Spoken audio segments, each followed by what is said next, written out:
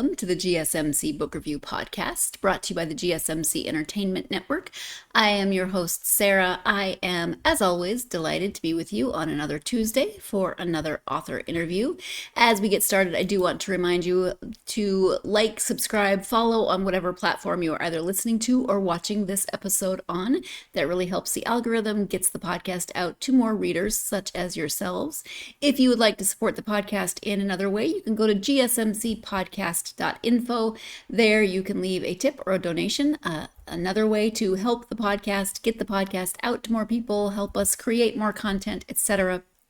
If while you're there you want to leave a question, I'm happy to engage with questions or comments at the beginning of the episode after I receive those questions or comments. So again, if you want to help the channel and the entire podcast network in a monetary fashion, you can do so by going to gsmcpodcast.info. As always, thank you for every bit of support that you have given this podcast over the years. Whatever form that support has come in, it is greatly appreciated.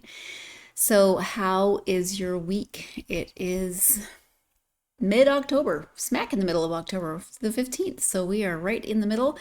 It's been an okay week, okay weekend. Everyone we know, not everyone we know, but our friends went back to the UK on Friday. Our other friends went back to Germany on Saturday. Another friend of mine left for the US for a couple of months on Sunday. So it was just boom, boom, boom, people leaving all weekend. So everyone's great, good flights, got to where they were going safely. So grateful for that. But yeah, lots of leaving over the weekend. And we had a quiet weekend. It's finally started to rain. So you get a rainy season here and a not rainy season here, and the not rainy season lasts 6 months. I mean, we got a couple of little tiny drizzly rain that barely got the ground wet over the summer, but it's not much. And so now it's finally starting to rain. But I've been laughing because new growth is great. I've been appreciating the new growth in my hair, but new growth and humidity just gives me I wish it would stay a little curlier once it actually grows out, but I just get these like crazy curly, whatever you want to call those, when it is humid. So it's fun. Some days it's really, really crazy.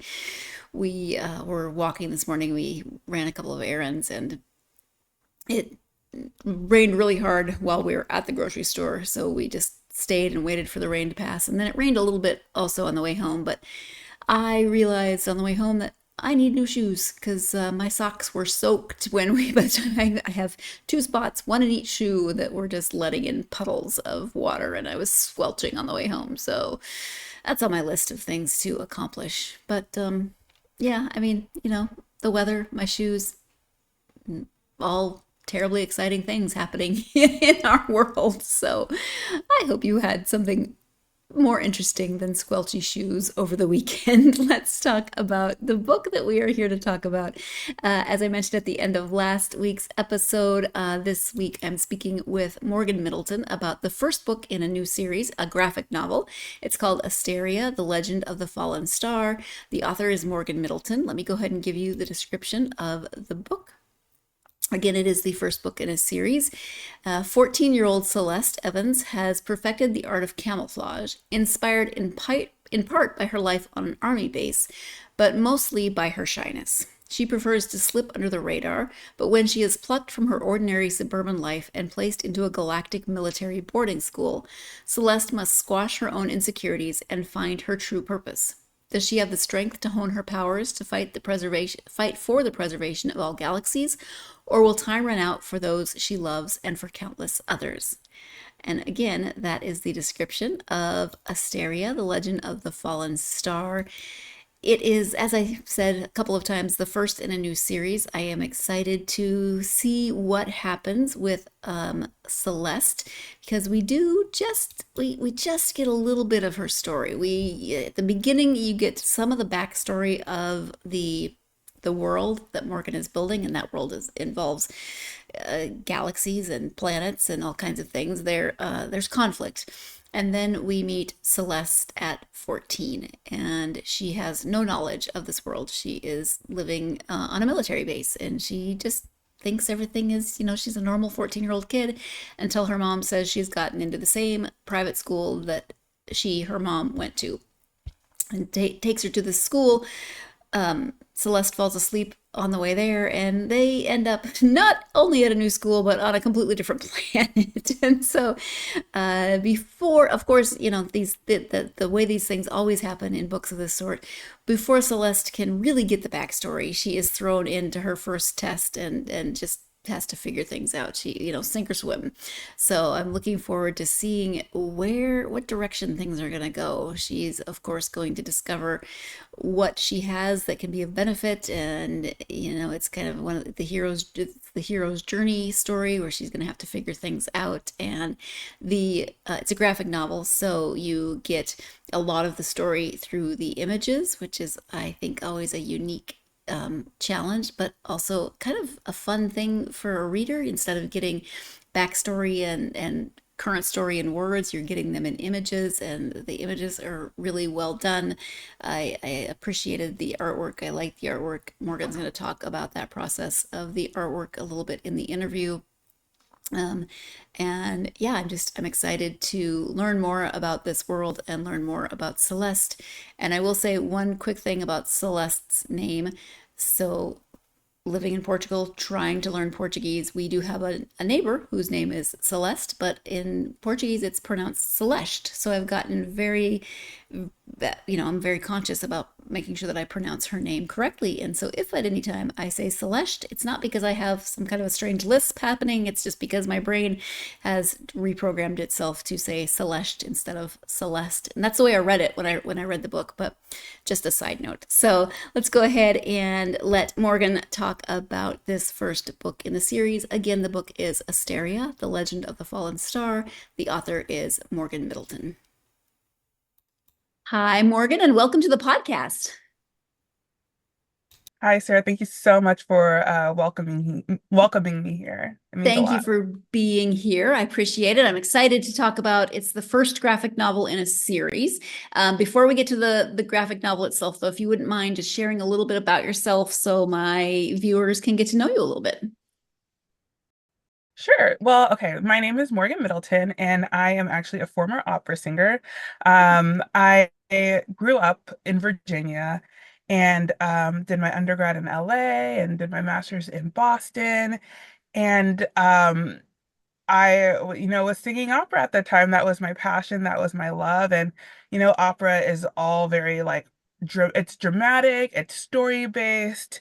It kind of uses all of the art forms of, like writing and acting and singing and dancing and everything like that. So it was something that I have always felt like I needed to kind of push the envelope on. And so every year, every time I graduate, I try to one up myself. And that's kind of how I got into writing, which Mm. sounds very, very weird. Opera to writing, like how did you do that? How did you get there? But my first instance was for every year we have to do a recital. And I decided that at the end of my recital, I wanted to do something different. So I ended up doing a um, a five-piece chamber orchestral piece. Um, so I did that, and I was like, wow, I really loved that. How do I one up that for my master's? And Mm. that's kind of where writing got involved. And I ended up writing my first one woman story called Remember When. And it was like a one woman musical. And after that, I was like, wow, I really, really like this. I really like telling my perspective differently, incorporating music, incorporating drama, incorporating different characters into things. And that's kind of how I found myself to where I am right now. Currently, I work at a real estate investment company in their marketing team. And then on the side, I have my own media arts company called Morgan, which is kind of where all of my artistic endeavors lie. So like Asteria, um, and some other short films that I've been doing. So that's kind of how, long story short, I got to where I am right now. It's not that big of a leap. You went from opera to Asteria. It could be classified as a space opera, depending on the scale of it. So yeah, there you go. I mean, it definitely could. It So could, depending on what direction it takes. Um, but I it love is a that. graphic novel. It's called Asteria, The Legend of the Fallen Star. This is the first installment. So can you Yes. give an overview of that story? Sure. So, Asteria, the Legend of the Fallen Star follows Celeste Evans. She's 14 years old. She's kind of like a military army brat. And she's very shy. She has two younger siblings that kind of steal the show away from her. And she's just not really sure where she wants to be, what she wants to do. And it's not until her mom takes her to a galactic boarding school does she then have to step up and step outside of herself and find her own purpose. So it's all about her journey with her friends, her journey finding herself, finding her voice. And you say that so casually. Her mom takes her to a galactic boarding school. Celeste has absolutely no idea there's anything unusual about her family until she just ends up at a She has galactic no board. clue. She has no clue. But that's kind of what's fun about it because it's like, okay, you don't really know who you are on Earth, and then you're moved into this different environment, and you Yeah. definitely don't know who you are then. And it's kind of like exploring that journey with her. Yeah. What was your initial inspiration for Celeste's story?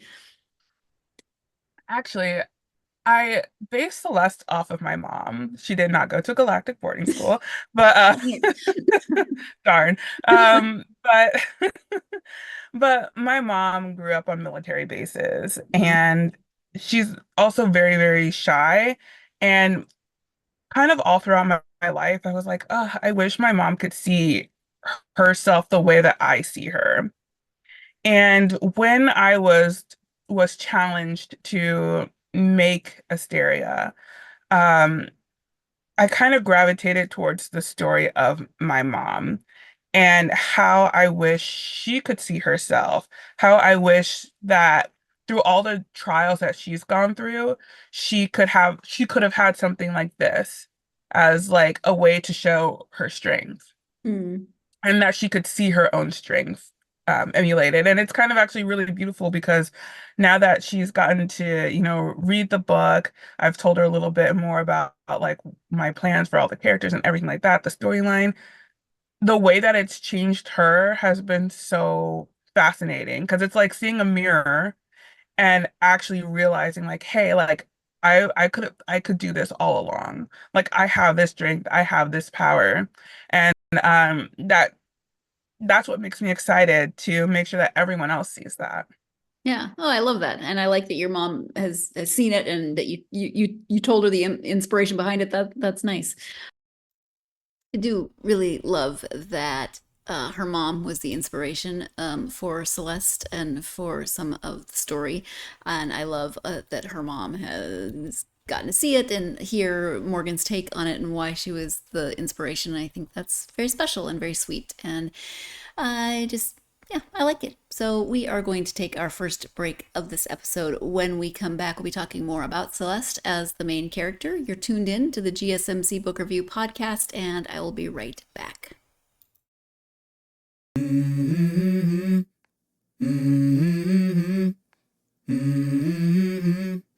Let's go. I wake up to a little bit of drool on my pillow, feel like it's gonna be a bad day. Yeah, I'm tired of shit, and the coffee ain't hit yet, damn, ain't that great. I don't wanna go to work, cause my boss is a jerk, and I'm not even that paid. I need a change in my life, cause I don't feel alive, and there's nothing that makes me happy. Hold my beer for a minute, I'm about to quit my job, cash in for a ticket. I'm going on a trip and I don't plan to visit. I'm gonna stay there till I feel like I'm winning, and this is just the beginning. I need a big change, help me feel like living. I need a big swing, home runs I'm hitting, and I'll never look back, moving on till I get it all. And we all got dreams, we all want things, but what you gonna do for it? How you gonna move for it? What you gonna be? And do you believe you can do anything? Welcome back to the GSMC Book Review Podcast. I am speaking with author Morgan Middleton about the first in her graphic novel series, Asteria, The Legend of the Fallen Star. Let's go ahead and return to that interview. What about Celeste as a character do you think is going to resonate with readers? I think that I think that Celeste is such a personable character, and it's someone that, is not really sure. I liked to think that I was very sure as a teenager what I was doing. And it kind of wasn't until adulthood that I was like, oh my gosh, I have absolutely no clue. I wish that I had something that could be very real with me, in how this world works, in some instances. And so I think that for people that are seeing Celeste, I think that they'll see a lot of, they will connect with that aspect. Like they'll connect with the fact that like she doesn't have it all together. She doesn't know everything. And she's really trying. She's trying to put herself out there. I think everyone at one point has tried to put themselves out there, but kind of felt like a fish out of water. Mhm. Um, I also think that there's a lot of side characters as well that kind of fill in the parts that maybe people don't feel like they can connect with Celeste as well. There's a lot of other characters. She has like her whole gang with her, basically. And um I mean, if one character doesn't fit for someone, hopefully another would. But overall, I think that Celeste finding herself, mentally, physically, everything like that, I think that people could connect with. Mhm. Did you grow up reading graphic novels, or I mean, why did you decide to write the story as a graphic novel as opposed to, a regular novel or some other medium? So this hadn't always started off as a graphic novel. Actually, it was more of a challenge to me. Someone Mm. had given me the challenge. This was like a COVID project. And I really started writing a lot more during COVID. And someone told me, like, hey, like, I know you're very opinionated. What kind of cartoon show would you want to see in the world? And like, can you make it? I'm like, Mm. that's a really good question. I grew up on cartoons. I really loved Totally Spies. I loved Wings. I loved Sailor Moon, anything transformational, magical, um, kind of like an ensemble cast, really. And I was like, okay, let me think about this. Let me think on this. And like within like 2 or 3 days, I had already kind of like outlined everything that I wanted Asteria. I didn't know that it was going to be called Asteria at the time, but everything I wanted the project to be. And then I was like, wait a second. I feel like this reads more like a graphic novel. Mm. I feel like I want to feel the characters. I want them to be alive and present in the world.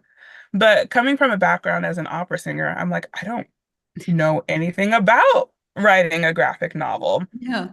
I don't know the outline. I don't know how I'm supposed to, the format of this medium.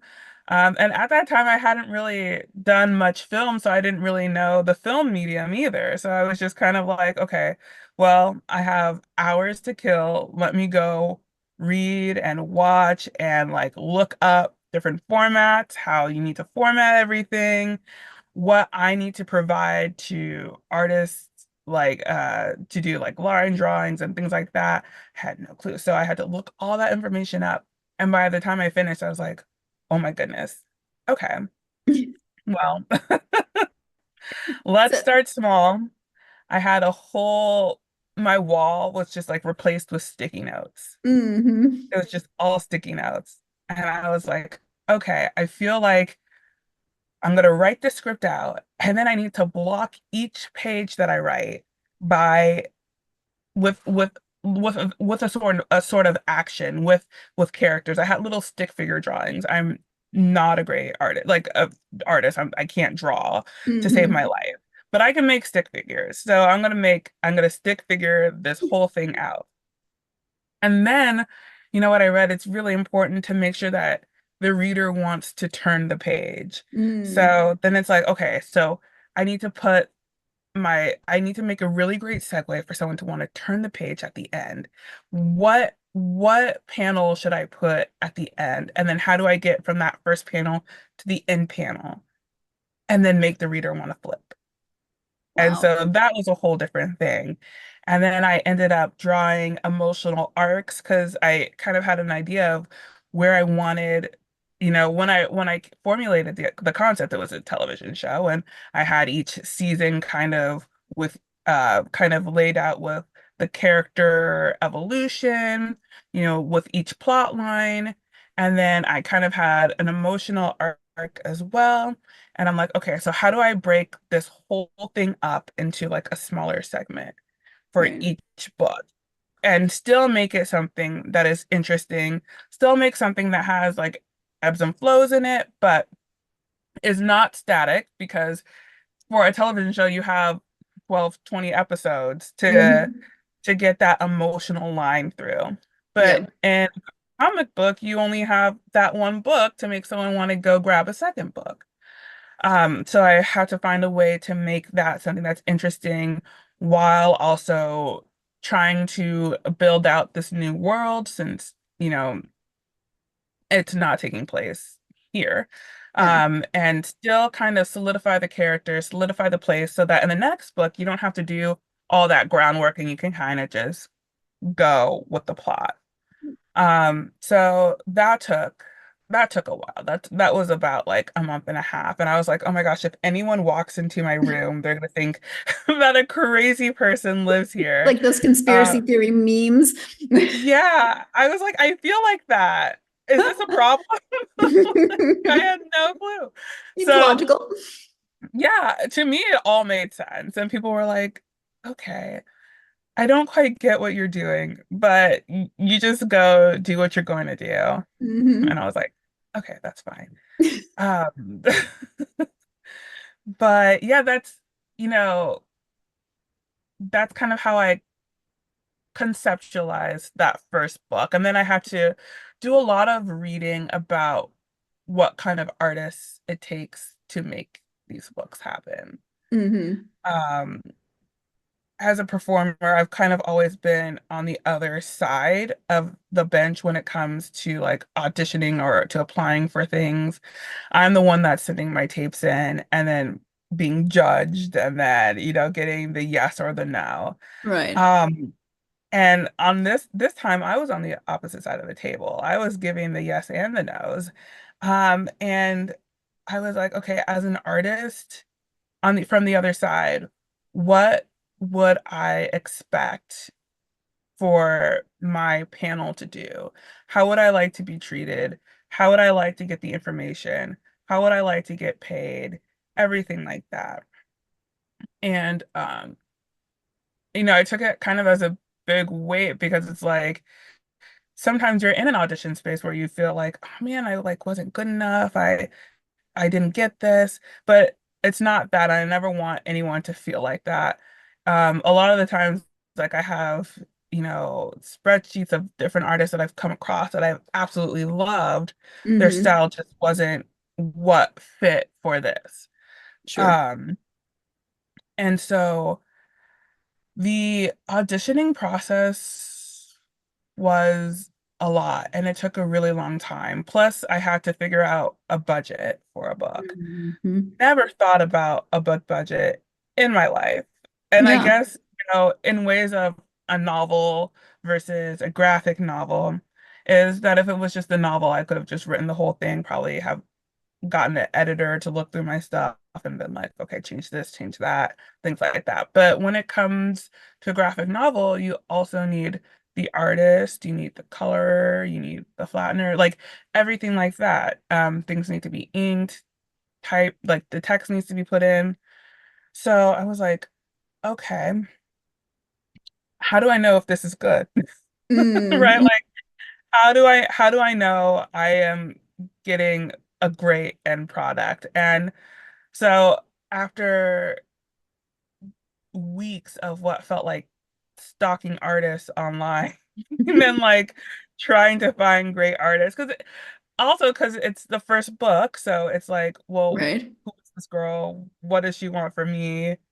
Um, what's her budget? Like, I don't expect anyone to do anything for free, right? And so it was okay. Does this person meet a budget I can work with? And does their art speak to me and speak to the character? Yeah. And so one of the first things that I did was, um, I I found kind of talked to a couple of people through just like online forums, like, like Facebook, looked at people on Instagram, looked at some people that are on Upwork and things like that. Mm-hmm. Um, and a lot of them were just cold emails. Like, hi, my name is Morgan. I really was inspired by X and X drawing, and I'm working on this book, and I would love for you to do a character design of my main character, and kind of see if we click. And then, hopefully we can like move on from there. Because though some people might do character drawings, it doesn't necessarily mean that they want to do an entire book Right. Yeah. and Or a draw everything series. out. Yeah. Exactly, exactly. And so I was really fortunate to find Brittany Osaseri, who did the first couple of character drawings in the book. And I was like, she gets it. She gets the look. She gets the feel. She was able to capture, because I had kind of sent her a huge PDF of, you know, kind of what the character goes through, her emotional state and things like that. And when I first saw her character drawing, I was like, she captured that emotion, which I feel like is very, very hard to capture in picture. Mm-hmm. Um, and especially when it's not an emotive scene, when it's just her face and her body. And I was like, she gets it. I love that. I need that. Yeah. So I was like, I would love to work with you. Would you be interested in this? And at that time, that was her first book. And she was like, I would absolutely love to be a part of this. And I was like, great, got that. I need to now find a colorist because I was like, okay, well, this is kind of the timeline that I'm hoping for. She's like, that's a lot of work for just one person. And I'm like, you're right. I'm so sorry. Like, let me find someone that can, match your style and match your energy and match your craft Mm-hmm. and put it together. And so I also put out another call for, someone to do all the inks and to do the lettering. And there was a couple of people that really, really stood out that did like such a great job. And actually, I had brought on one person and then they got sick and they couldn't continue. So then Mm-hmm. I had to bring on another person, Bruna Belfort. And it was just amazing. I couldn't have asked for a more seamless transition. Of course, there were like other bumps in the road, Sure. but at the end of the day, like it felt like, okay, like this was supposed to happen. So it was an all woman team. It was like, wow, okay, like that's great. I really, really love this. I love the fact that I get to support other female artists in their own Mm-hmm. endeavors, while also bringing this story to life. Yeah. I have to say, with all due impressedness, I am very impressed. Morgan is not afraid of a learning curve. Absolutely not. She jumps in with both feet. She learns what needs to be learned. I am very impressed by that. So good job, Morgan. I am not quite that adventurous, I don't think. So I'm impressed by you. But we're going to go ahead and take our second break of this episode. When we come back, we'll be talking more about that team that she assembled for illustrating and coloring, etc. You're tuned in to the GSMC Book Review podcast, and I will be right back.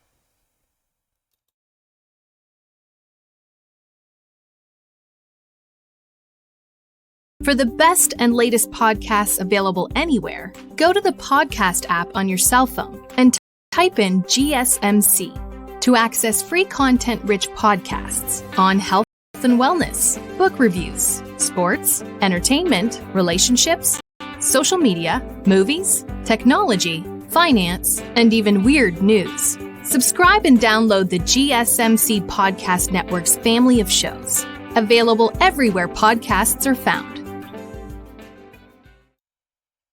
Welcome back to the GSMC Book Review Podcast. As we head into this third segment, I do want to remind you that if you want to support the podcast in a monetary fashion, you can do so by going to gsmcpodcast.info. Again, that is gsmcpodcast.info. Again, thank you as always for every bit of support that you've given the podcast. Anything that you do supports not only this podcast, but the network as a whole.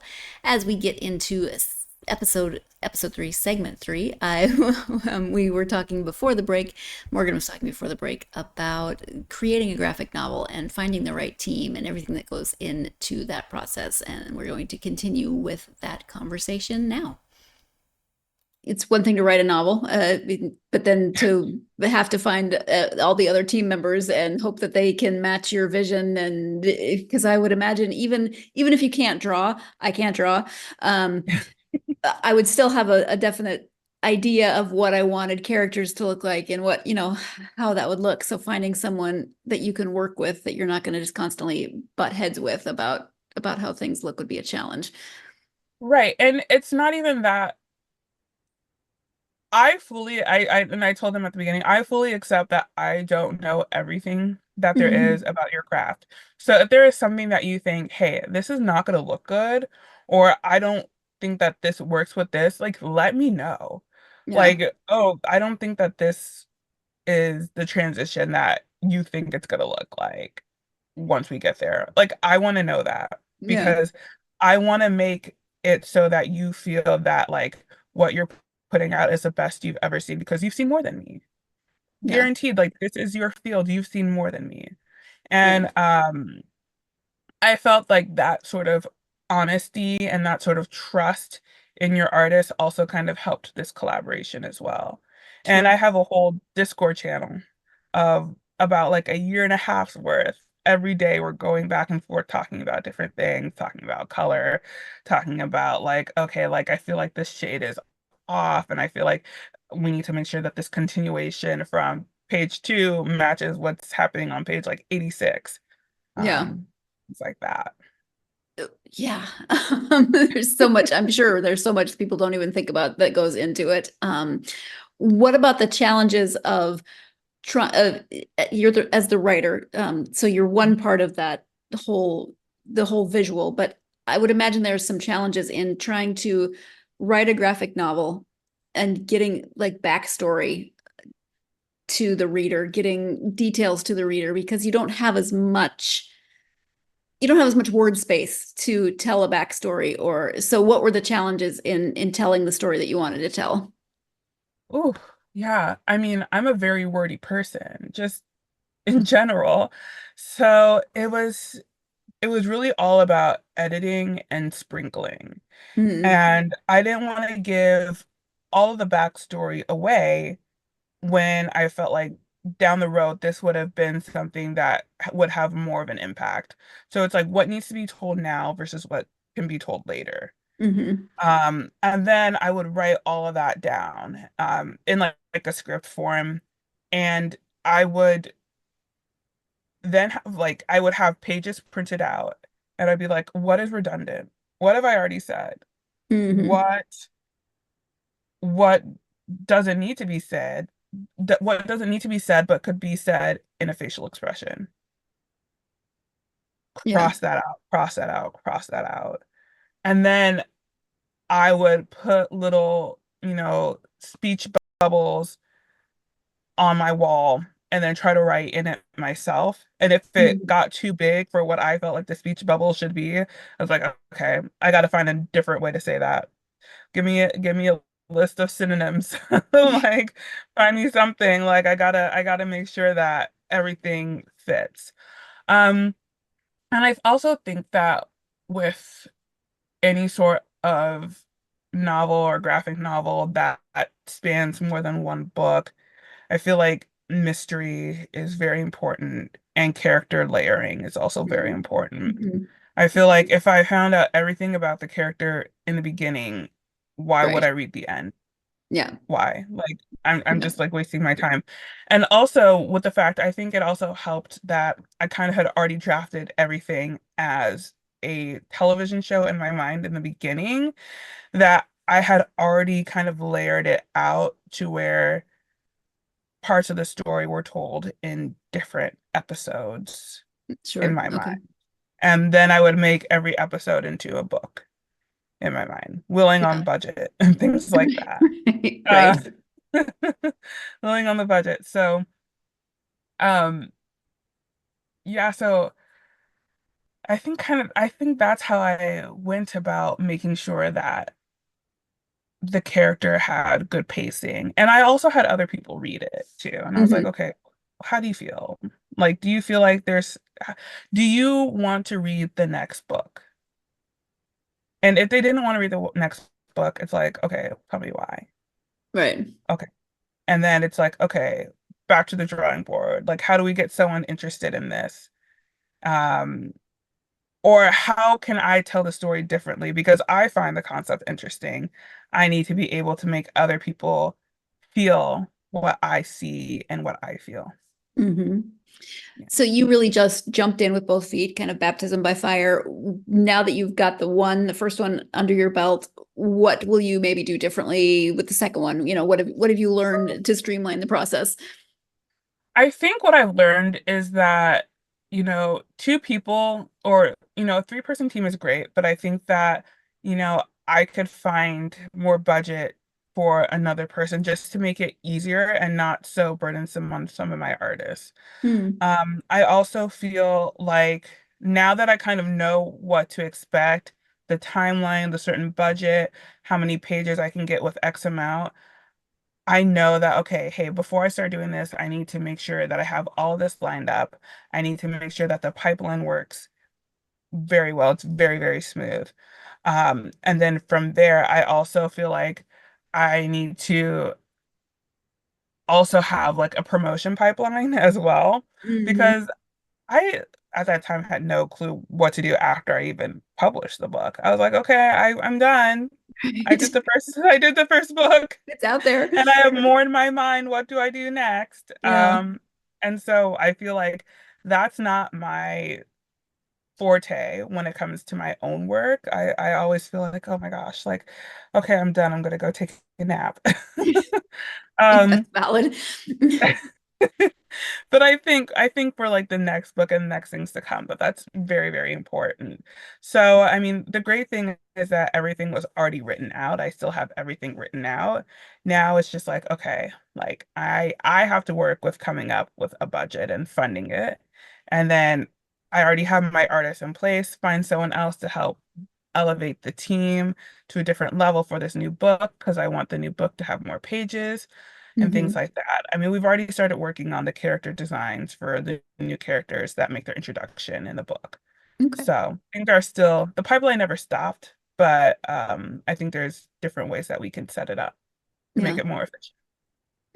Without giving too much away, because you don't want to, you want people to read it, but what can you tell me about what's next for Celeste? What's next for Celeste is that she really has to hunker down and kind of just like I kind of jumped into deep waters, she's about to jump into deep waters Hmm. and kind of fight to survive, and it's going to be really fun. There's going to be drama, not even just with her alone, but just in the school in general and through her family. And I think it's going to be a fun ride. I think it's going to be an emotional ride, but I think it's going to be something that makes the reader grow, and you'll see Celeste grow. Sure. If everything goes the way you want it to go, and the arc goes the way you want it to go, how many books would you like to see in the series? I think there will be about 14 books. Okay. 14 books. If I get the page numbers that I would like it to be about 14 books.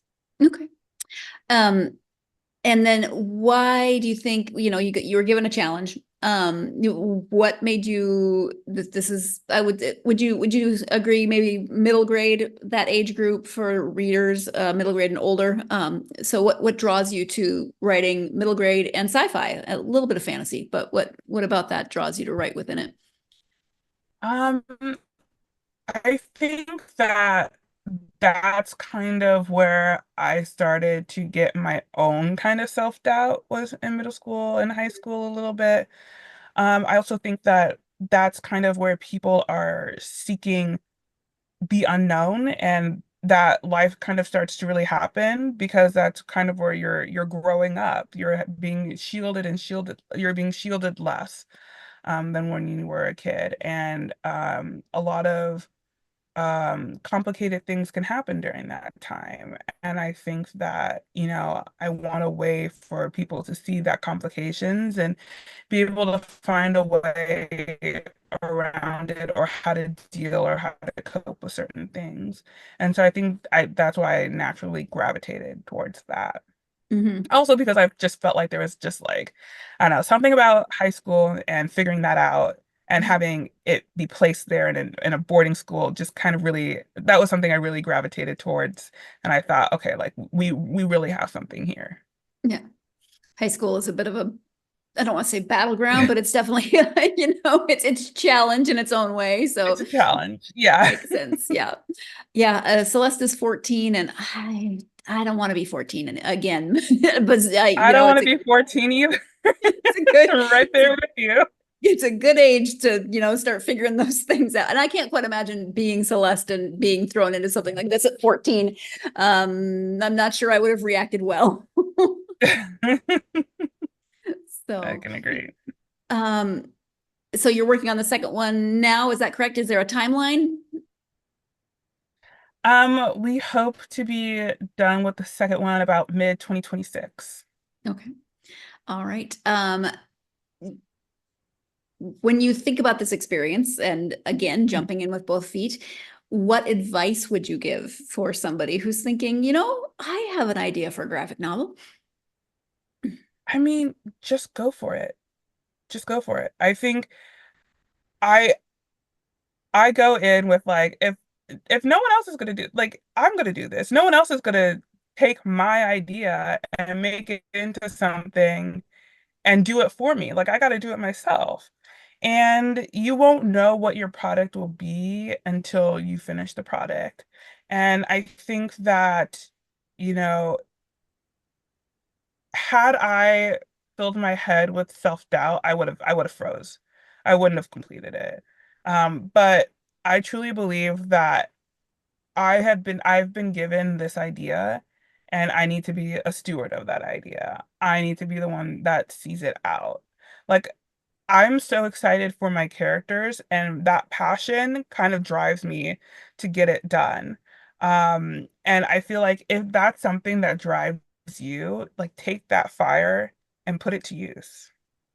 Yeah. And another thing that I like about this series is, they say if you don't see the book that you want to read, then you should write it. And I think the representation in this book is really good because you don't often see young women of color in this type of role, especially in a graphic novel. I don't see a lot. And I think it's changing, but for young women to see themselves in books, and I think that's where your illustrators did such an amazing job, is there's so many different types of people portrayed within the school, within the characters. Mhm. I mean, Um, yeah, that was also something that was just really, really important. Part of Morganacity is bringing underrepresented stories to light. And one of the things that I saw when I was a kid, watching Totally Spies or Winx or something like that, was that there weren't women of color, especially Black women, as like a magical character. And then if mhm. they were a side character. They Yeah. weren't a main character. And I was like, well, that's kind of disappointing. Like, why can't we be main characters? Why don't we have interesting stories or interesting, subplots that bring you in and that bring other people in? And with even with the other characters that are a part of Celeste's group, I feel like I've given them interesting subplots to go along with hers as well. Just because you're not the main character doesn't mean that your story doesn't matter, and Mhm. doesn't mean that your story can't be interconnected with the main person's story, and that you both can't grow from each other. Yeah. So I wanted everyone to grow with Celeste, but I wanted that magical character moment. I wanted Sure. that cool costume transformation moment. Like I wanted those cool devices, things like that. Like I want that moment for Celeste. And I want it for myself and other kids. Yeah. Yeah. Because being 14 sucks. So I'll we, write it. we all deserve to Yeah. think that something Give good us can something happen at good 14. that we can. Yeah. Exactly, Mhm. exactly. It cannot be said enough. Representation matters. But what I really love about this being a graphic novel is because, we always say everyone needs to be able to see themselves in the main characters, or yeah, especially the main characters of the books that they read, right? But in a graphic novel, you really get to see yourself in the characters. um, Young Black girls get to see a strong character who is coming into her own, who is learning of her power, who is figuring things out. And as I said at the beginning, the illustrations are wonderful, and they really get to see someone that maybe looks like them represented in a way in a book that they are hopefully enjoying, and seeing, we're not all going to be taken to a off-planet boarding school where we discover powers we never knew, but it tells us that we all have things inside of us that we maybe don't even realize are there, and we can hopefully take.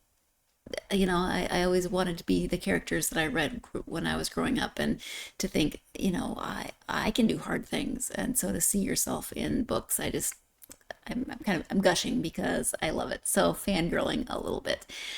Time for our last break of this episode. When we come back, Morgan will be talking about what she likes to read. You are tuned in to the GSMC Book Review Podcast, and I will be right back.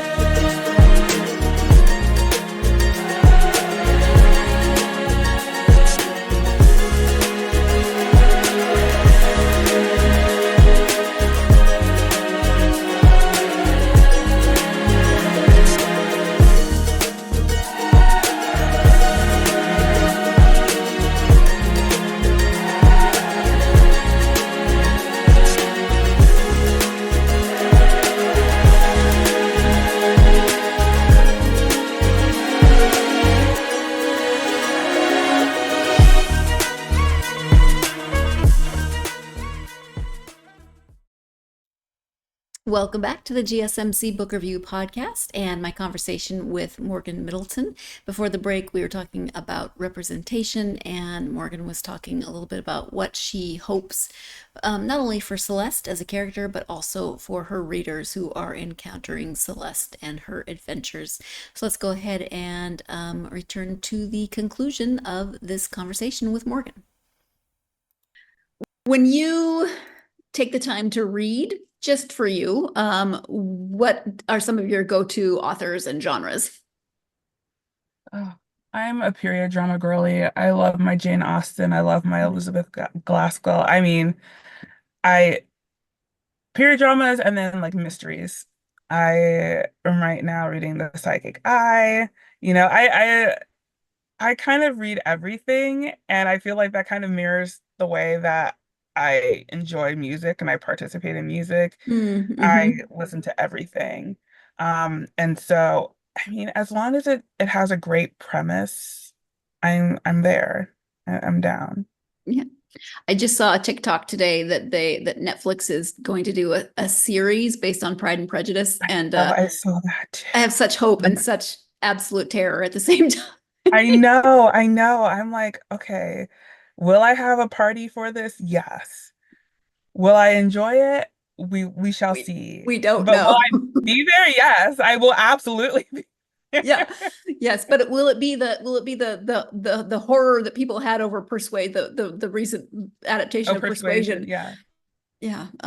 I mean, I don't know. I mean, I'll watch it once, but we'll see if I watch it, 100 times. I mean, I watched the 95 version of Pride and Prejudice so many times that my grandmother developed a British accent just by watching so much of it, uh, and Yeah. just quoting the entire thing. So we shall see, time will tell. Yeah, that's a classic. I mean, just put that on Netflix and most of us will be I happy. know, right?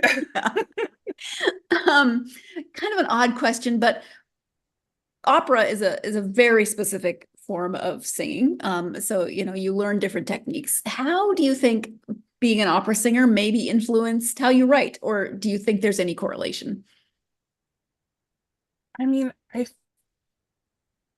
I think for opera singers, we live for the drama, so I know that we definitely want to see the drama in there. Um, and I think that it has to deal with stamina. Mm, A lot of it, like singing, there's a lot of stamina. The shows are very long, the productions can be very long, so um, there's a lot of stamina there, and I think that that stamina in, singing and practicing and technique and things like that, I think that kind of can, can kind of branch over to writing, where I can just have a lot of stamina to write. I don't know if that's a direct correlation, but I like to think so.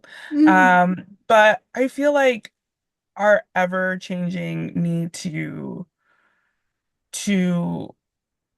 to move and to challenge the way that we sing and how we project.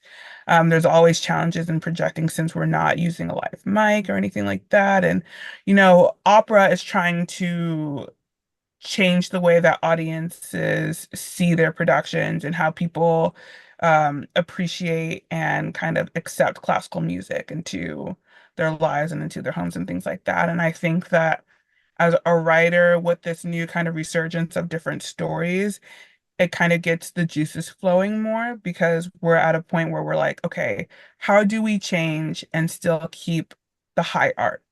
mhm. And I think for writing, it's like, how do I keep the high art and tell my story how I would like it to be told? And I think that that's something that carries over. Other than that, I just feel like it's just grit. It's Mm, just, crossing over that finish line and making sure that you get there in one piece. sure. Which I think you don't need to be an opera singer to do. You just have to be someone that's very, very determined. Yeah.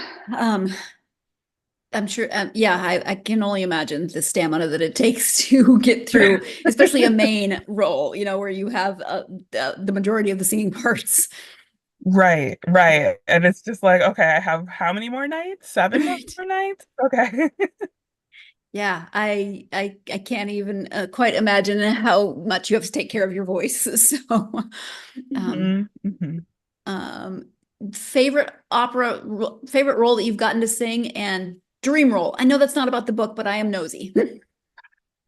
Dreamwall is Dalila from Samson and Delilah. Mm, That's like dream role all the way. Favorite role that I've sung entirely. Mm, I don't know because it's really hard because there's the classical repertoire that I've done, and then there is the more modern contemporary that I've done, and all the characters I love because I've made them my own. Um, I think I really liked Tituba and the Crucible. I think that was really, really fun. I got to mm, tap into like a darker aspect of myself, and of the character. And kind of bringing that to the audience was a lot of fun. And just like the way that it was directed was just incredible. Um, and then classically, I think I was one of the I was one of the sisters in Cendrillon in Massenet Cendrillon. And I mean, just being like an evil stepsister is just fun. in general. Like that's just we're just playing around now. Like Mhm. that and singing, I mean, it's serious, Right. but it's I mean, who wouldn't enjoy that? It's being a caricature. It's great. Well, thank you. I appreciate you indulging me. And if people want to know more about you and the series, internet presence, so website and any social media they can find you on. Sure. So morganacity.com. And then you can also find me on Instagram and on YouTube at morganacity. All right. Thank you. Let's see, Morgan, we've talked about different things, but is there anything that we haven't covered that you wanted to make sure you highlighted during this time? I mean, I think I think one thing that I just want to also highlight in Asteria is that while we also focus on, the kids, there's also a little bit of focus on her mom Yeah. and what she has to kind of go through during this time of Celeste finding out who she is and how she reacts to her learning about this new world, and her being placed into a school that she's already gone through, and that she's revered at. And I think that that's also something that, I find it really interesting and very honest with like a mother-daughter portrayal. So Yeah. All right. Well, thank you so much for taking the time to talk to me not only about the series, but writing and opera. I really appreciate your time. thank you so much. And thanks for, inviting me to participate in my first podcast. So we actually talked about the fact that it was Morgan's first podcast before we started recording, and I completely forgot to mention it. So way more eloquent and self-possessed than I ever was in my first podcast, or my first the first time ever being in anything remotely like a podcast was a radio interview I did where I was only one of three people, and I think I said two things and I sounded like a probably a blithering idiot. So Morgan, really good job. Thank you for letting me be your first podcast. I feel honored.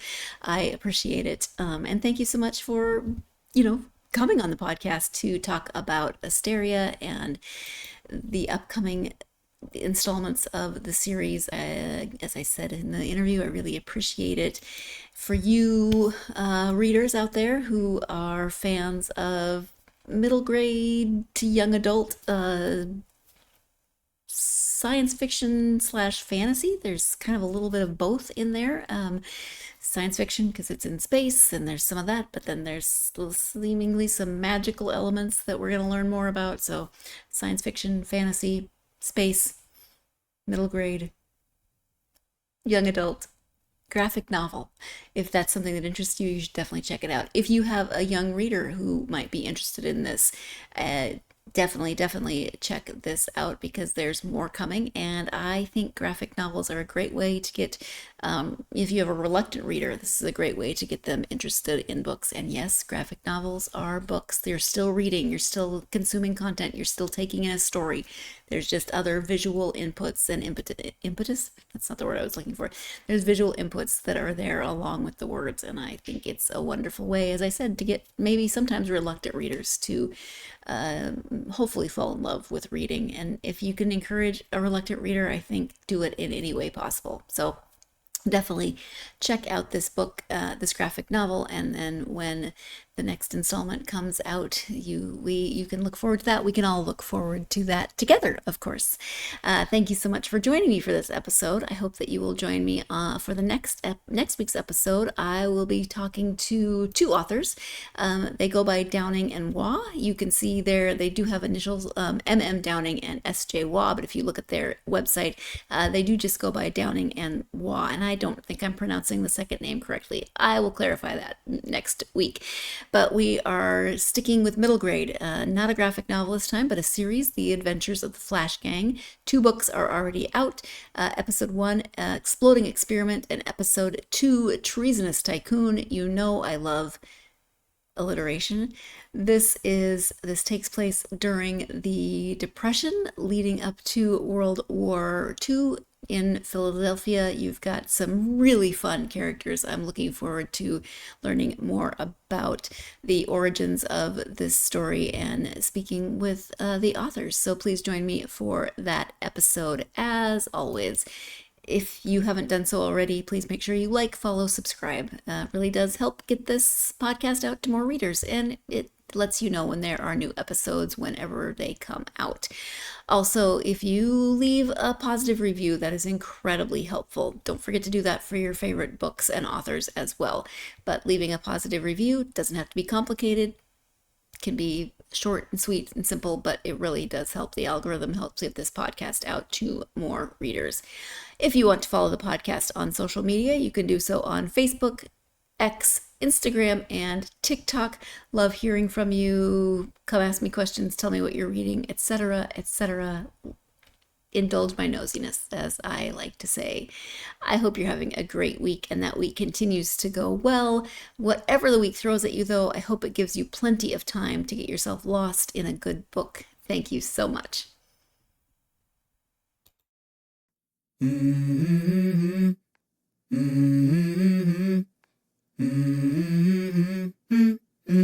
Let's go. I wake up to a little bit of drool on my pillow, feel like it's gonna be a bad day. Yeah, I'm tired of shit, and the coffee ain't hit yet, damn, ain't that great. I don't wanna go to